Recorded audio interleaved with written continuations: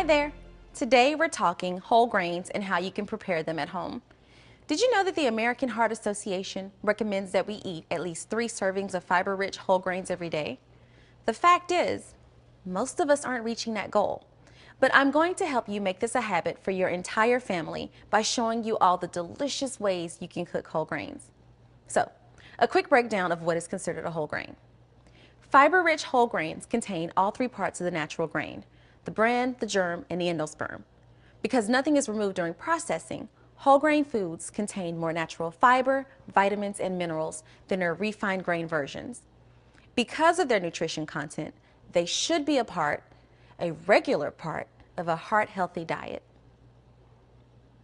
Examples of whole grains include whole wheat pasta, brown rice, whole grain barley, bulgur, quinoa, rolled oats, oatmeal, whole wheat couscous, and corn. One good budget tip is to buy whole grains in bulk. That means loose in bins, which is much less expensive than buying boxed versions. Nowadays, you can also find a decent variety of whole grain breads and whole grain cereals at your supermarket. Just make sure you read the label and look for the words whole wheat or whole grain as the first ingredient on the ingredient list. Whole grain flours, which are whole grains that have been milled into a light powder, are becoming more popular in baking. Flours like whole wheat flour, whole grain cornmeal, whole rye flour, whole oat flour, and whole grain barley flour. So, let's get cooking with our whole grains here. Now, every whole grain requires a slightly different amount of cooking water and time to cook. Serving sizes may vary slightly depending on the product brand and the way the grain was processed. But after you cook whole grains a few times, it really becomes second nature. First up, one of the most common whole grains is something you probably already enjoy for breakfast: oatmeal. My favorite tip for cooking oatmeal is to put the oats in with the water and bring them to a boil together versus adding the oats after the water is boiling.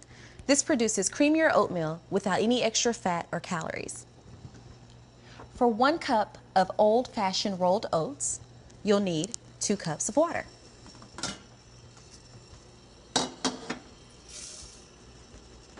Bring to a boil, keep an eye on it so it doesn't boil over, and then reduce to medium heat and cook for about 8 to 10 minutes. Now, a half cup of cooked oatmeal, which is this amount, or any cooked whole grain, is considered 1 serving. So having oatmeal at breakfast, whole wheat bread at lunch, and brown rice at dinner is an example of how to enjoy whole grains throughout the day. Speaking of rice, let's cook up some. Brown rice is probably the most popular whole grain rice, but black rice, wild rice, and red rice are the good sources too. Here I have 1 cup of brown rice that I've rinsed with cold water in this strainer. And I have 2¼ cups water coming to a boil on the stove. When it's at full boil, I'll add in my rice, cover the pot, and reduce the heat to low.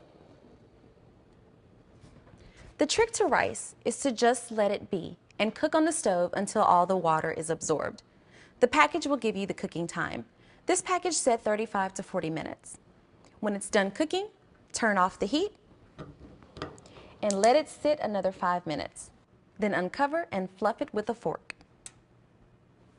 Now, whole wheat and whole grain pasta is pretty easy to find these days. When cooking pasta in general, you don't have to have precise water measurements. Simply fill up a large pot with water about 3/4 of the way full and bring to a boil and add the pasta. Cooking time will be on the package, and when time's up, simply drain the pasta in a colander.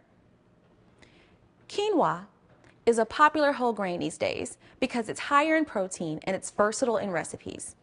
This is what it looks like. You can use quinoa instead of rice in just about any recipe. When cooking quinoa, it's very important to give it a thorough rinse in a fine mesh strainer to remove the bitter flavor. To cook 1 cup of quinoa, add 2 cups of water, let it come to a boil, then cover, reduce heat to low, and 20 minutes later, it's done, and it looks like this. Lastly, here are the quickest cooking whole grains you can find: bulgur and whole wheat couscous. These are both made from wheat, and the reason why you can cook and serve them in less than 15 minutes is they are already pre-cooked. And by cook, I really mean just heat them up, as you don't have to cook them on a stove.